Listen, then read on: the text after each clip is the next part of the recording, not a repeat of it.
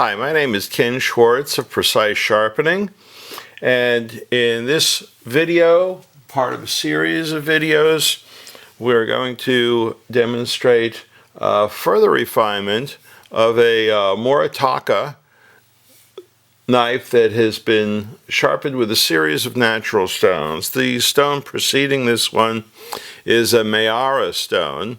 The edge is already quite sharp, but you know how that is. We still always want a little bit sharper, and it's a sharp but toothy sort of edge.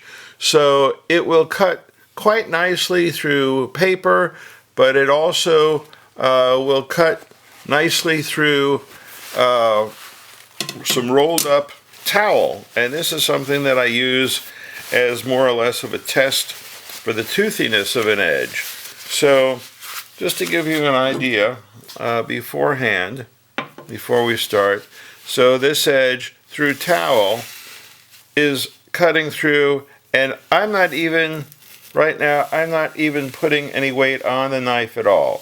I'm just holding it over here and letting it cut through a sliding type motion. Okay, cutting right in there. Of course, with any weight at all, it goes right through.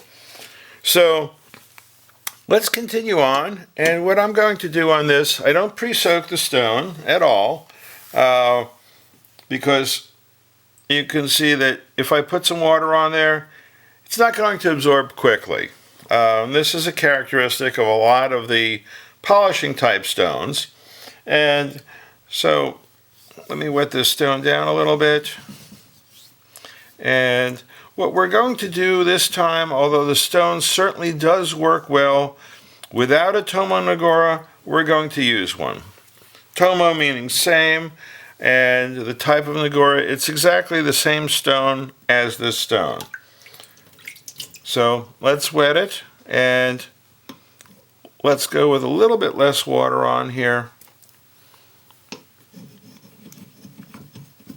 And build up a little bit of mud. I'm going to take a little extra water off here and there. And you can see it's sort of a whitish looking, very fine grit.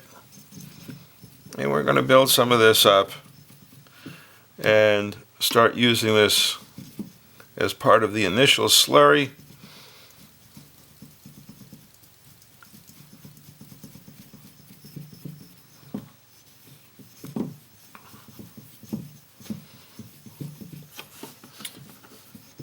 And I'll comment that quite often when you're testing out a stone, you do like to leave the kanji on there if you can. And since the stone wear rate is so slow, it's well worth it to not mess up the kanji for some initial testing. Anyhow, that's what the mud looks like.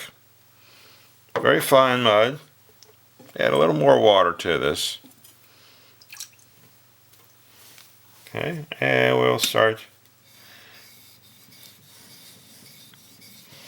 I do find that one interesting side effect of using the nagura is that some of the mud that gets generated comes from the nagura stone and some from the stone itself. So you're using a little less stone, a little less of the main stone. That might be a minor point, but something to think about. So if I stop talking for a second and listen to the stone,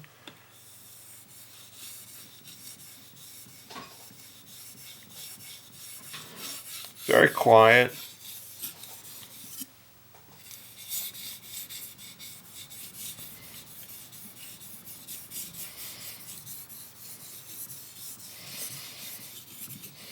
And also, if I build up a little mud prior to engaging the knife to the stone, the mud acts as a bit of a cushion and reduces the amount of initial scratching that you get directly on the stone because it provides a slight bit of cushioning in between.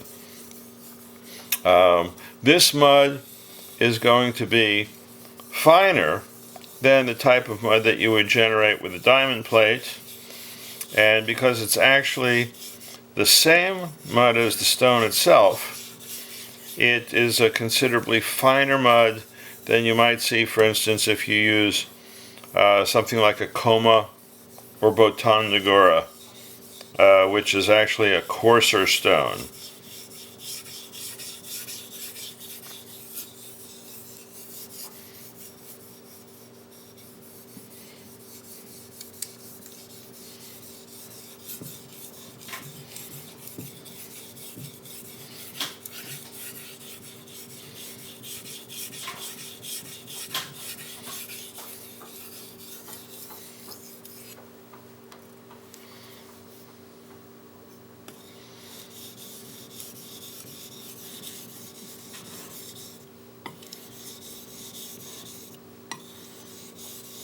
You'll see every once in a while I sort of lift up to bring the mud back down to the middle area of the stone that I'm using.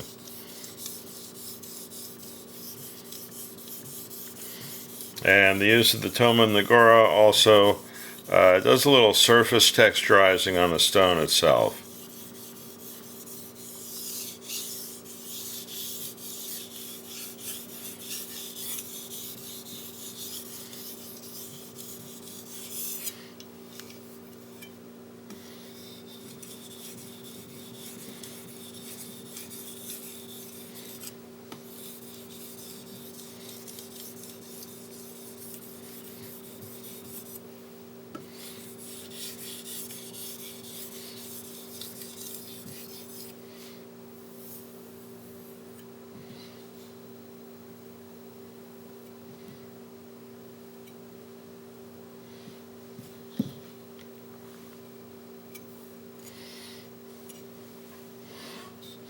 We'll go a little bit longer on this.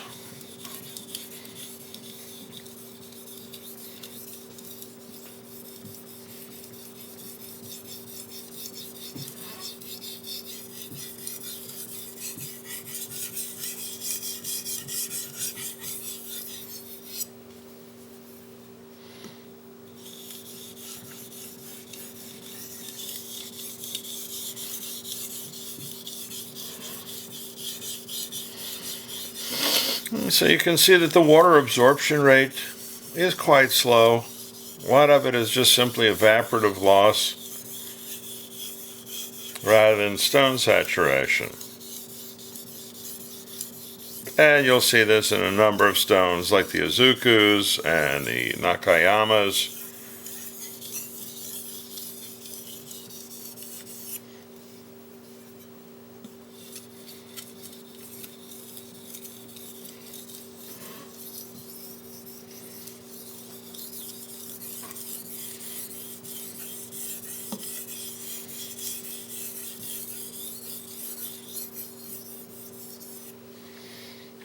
Okay.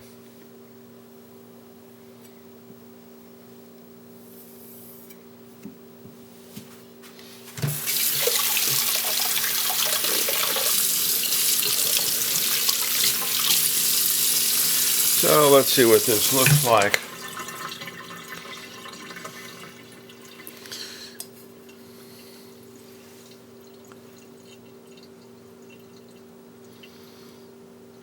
It's a nice consistent pattern to it.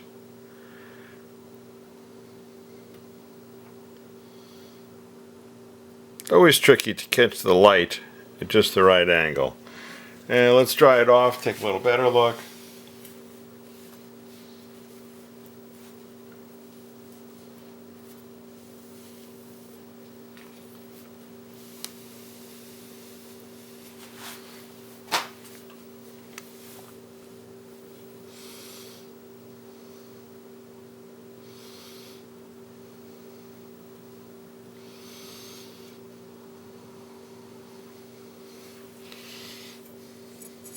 Okay.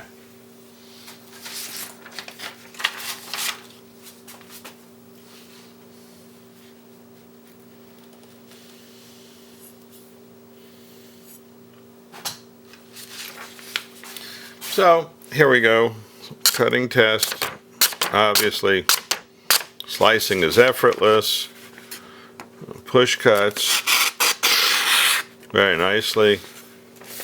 A little more than sharp enough edge for use in the kitchen. And I think I might leave this as a final edge, although I am tempted maybe to go with just one more stone. Thank you again for watching. Again, this is the Yaginoshima Asagi on a Moritaka knife. And my name is Ken Schwartz of Precise Sharpening.